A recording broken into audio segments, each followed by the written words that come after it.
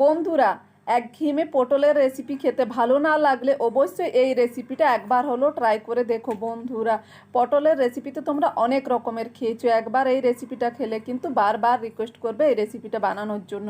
বানানো খুবই সহজ বন্ধুরা, অল্প কিছু উপকরণ দিয়ে তৈরি করে ফেলতে পারবে ঝটপট। তো রেসিপিটা দেখতে থাকো, আশা করছি রেসিপিটা খুব ভালো লাগবে। রেসিপিটা বানানোর জন্য এখানে আমি 6টা পটল নিয়ে নিয়েছি, বড় সাইজের পটল নিয়েছি। পটলটাকে এখন দুটো সাইড কেটে উপরের পাতলা যে আঁশটা আছে খোসাটা সেটা আমি চেঁচে নিচ্ছি। তোমরা চাইলে এটা বটির সাহায্যেও চেঁচে নিতে পারো। সবগুলো পটলকে আমি একইভাবে কেটে সাইডগুলো বাদ দিয়ে চেঁচে নেব খোসাটা। তারপর আমি এখানে টুথপিকের বদলে সাঁড়াশি নিয়ে নিয়েছি। তোমাদের কাছে টুথপিক থাকলে বড় টুথপিকগুলো বা বড় যে কোনো কাঠিও তোমরা এখানে ব্যবহার করতে পারো। এইভাবে দুটো সাইডে দিয়ে পটলটাকে চিপে রেখে আমি ছুরি দিয়ে কেটে নিচ্ছি। তোমরা চাইলে বটির সাহায্যেও কেটে নিতে পারো, তবে খুব সাবধানে এটাকে কেটে নিতে হবে বন্ধুরা, যাতে দুটো সাইড বরাবরভাবে ভালোভাবে কাটা যায়, কিন্তু একই রকমভাবে কেটে নিতে হবে। তো এইভাবে আমি দেখো কেটে নিচ্ছি পটলটা। তোমরা কিন্তু দেখলেই এটা করতে পারবে বন্ধুরা, করাটা খুবই সহজ, খুব সহজভাবে এটা কেটে নিতে পারবে একবার ভিডিওটা দেখলেই। তো দেখো একটা সাইড কিন্তু আমি এইভাবে কেটে নিয়েছি। তারপর পটলটাকে পাল্টে সেম আবার হাত দিয়ে চেপে রেখে আমি ও সাইডটা কেটে নেব। তবে যে সাইডে সিধা কেটেছো সেই সিধা সিধা কাটবে না, তাহলে কিন্তু পটলের ডিজাইনটা আসবে না বন্ধুরা, গ্যাপ দিয়ে দিয়ে কাটতে হবে। তো পটলটাকে আমি এইভাবে গ্যাপ দিয়ে দিয়ে অপর সাইডটাও কেটে নিচ্ছি।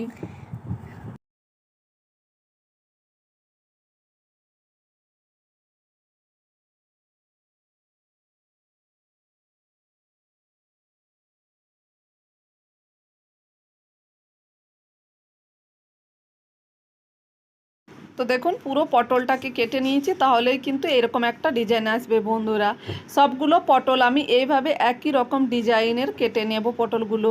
আবারও আমি একটা পটল দেখিয়ে দিচ্ছি, সেমভাবে পটলটা কেটে নিচ্ছি। প্রত্যেকটা পটল আমি একইভাবে কেটে নেব, কেটে নিয়ে আসছি তোমাদের সাথে কথা বলতে। তো দেখো সেমভাবে পটলগুলো আমি সবগুলোকেই কেটে নিয়ে আমি এখানে এরকম লম্বা কাঠি নিয়ে নিয়েছি। তোমরা চাইলে টুথপিকও নিতে পারো, তবে বড় সাইজে টুথপিক নিতে হবে। এখন এই কাঠিটা মাঝ বরাবর পটলের মধ্যে আমি ঢুকিয়ে দিচ্ছি, যেন মাঝ বরাবর পুরো পটলের মধ্যে কাঠিটা ঢুকে যায়। তো এইভাবে আঙুল দিয়ে হাত দিয়ে চেপে রেখে কাঠিটাকে আমি মাঝ বরাবর ঢুকিয়ে নিয়েছি। তারপর আমি এইভাবে টেনে দিচ্ছি পটলটাকে, খুব সাবধানে এইভাবে পটলটাকে টেনে দিতে হবে, তাহলে কিন্তু ডিজাইনটা এসে যাবে। তো দেখো প্রত্যেকটা পটলের মধ্যে এইভাবে মাঝ বরাবর কাঠিটা দিয়ে আমি ডিজাইনটা বানিয়ে নেব বন্ধুরা। এটা বানানো খুবই সহজ, একবার দেখলেই করে নিতে পারবে। তো সবগুলোর ভেতরে কাঠি ঢুকিয়ে নিয়েছি। তারপর আমি একটা বড় পাত্র নিয়ে নিয়েছি, তার মধ্যে দিয়ে দিচ্ছি 3 চামচের মতো বেসন দিয়ে দিয়েছি। তার মধ্যে দিয়ে দিচ্ছি স্বাদ মতো লবণ দেওয়ার পর দিয়ে দিচ্ছি 1 চিমটের মতো হলুদ গুঁড়োটা অপশনাল, চাইলে দিতে পারো নাও দিতে পারো বন্ধুরা। তারপর দিয়ে দিচ্ছি লাল লঙ্কার গুঁড়ো, ঝালটা তোমরা যে যেরকম পছন্দ করো। তারপর দিয়ে দিচ্ছি এখানে ভাজা জিরে গুঁড়ো দিয়ে দিয়েছি। তারপর শুকনো উপকরণগুলোকে ভালো করে মিশিয়ে নিয়ে আমি এর মধ্যে জল দিয়ে দিচ্ছি, তবে একবারে জলটা অ্যাড করবো না, অল্প অল্প জল দিয়ে আমি একটা ব্যাটার বানিয়ে নেব। আর এই ব্যাটারটা কিন্তু খুব বেশি ঘনও হবে না, আবার খুব বেশি পাতলাও করা যাবে না, মিডিয়াম রেখে ব্যাটারটা বানিয়ে নিতে হবে। তো আমি ব্যাটারটা দেখিয়ে দিচ্ছি কিভাবে বানিয়েছি। দেওয়ার পরে ভালো করে মিশিয়ে নিচ্ছি। এখন দেখো ব্যাটারটা কিন্তু আমার তৈরি হয়ে গেছে। ব্যাটারটা কিন্তু খুব বেশি পাতলাও নেই, আবার খুব বেশি কিন্তু ঘনও নেই, এইরকম টাইপের ব্যাটারটা বানিয়ে নিতে হবে। তো ব্যাটারটা তৈরি হয়ে গেছে, এখন আমি ব্যাটারটা একটা সাইডে রেখে এদিকে পটলগুলো নিয়ে নিয়েছি একটা থালার মধ্যে নিয়ে আমি খুব অল্প পরিমাণে লবণ ছিটিয়ে দিচ্ছি।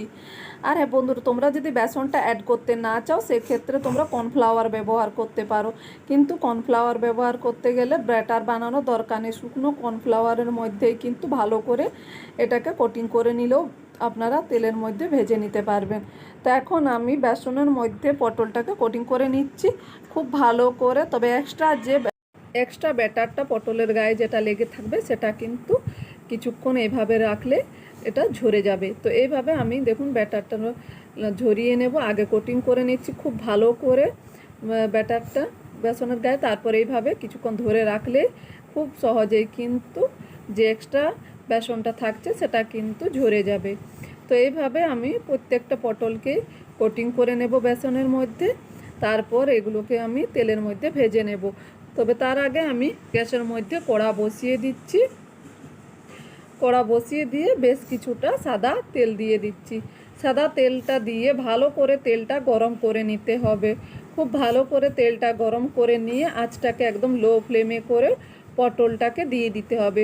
পটলটা দিয়ে এটাকে এইভাবে কিছুক্ষণ রেখে দিতে হবে ভাজার জন্য। একটা পিঠ ভাজা হয়ে গেলে তারপর একটা পিঠ ভেজে নিতে হবে পাল্টে। তো একটা পিঠ আমার ভাজা হয়ে গেছে, তারপর আমি পাল্টে দিচ্ছি। আর দেখুন খুব বেশি কিন্তু বেসন লেগে নেই পটলের গায়ের মধ্যে, এক্সট্রা ব্যাটারটা কিন্তু আমি পটলের থেকে ঝরিয়ে নিয়েছি। তারপর এগুলোকে ভেজে নেব। তো এগুলো ভাজতে খুব বেশি সময়ও লাগে না বন্ধুরা, 5-6 মিনিটের মতো রাখলেই কিন্তু এগুলো ভাজা হয়ে যাবে, একদম মুচমুচে ভাজা হয়ে যায়। এইভাবে আমি 2 করে 3টে ব্যাচে পটলগুলোকে ভেজে নেব। সব কটা পটলকে আমি একই সেমভাবে ভেজে নেব এই পটলগুলো। তারপর একটা প্লেটের মধ্যে উঠিয়ে নিচ্ছি। তো কত সহজেই তৈরি হয়ে গেল বন্ধুরা পটলের একটা দুর্দান্ত স্বাদের ইউনিক রেসিপি।